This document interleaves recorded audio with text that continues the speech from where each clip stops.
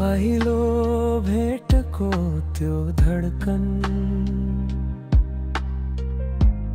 अझै सासमै बग्छ। पहिलो स्पर्शको त्यो न्यानोपन अझै हातमै बस्छ। हिजोका झरना जस्ता हाँसोहरू आज यादकै खोलो बनेर बग्छन्। तर तिम्रो सम्झनाले नै आज म बाँचिरहेको छु। तिमी नजिक हुँदा समय नै रोकिन्थ्यो, टाढा हुँदा मनै भत्किन्थ्यो। तर प्रेम भने कहिले हराएन, बस रूप बदलिस्यो। यिनै मौनताहरू बीच पनि म तिम्रै धडकन सुन्छु।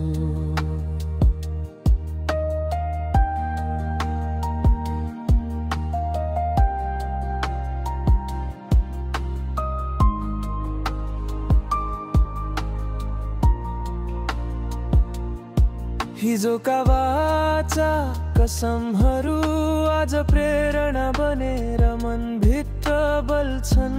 बिछोडले सिकायो माया त्यस्तो होइन जो टुट्छ, माया त त्यो हो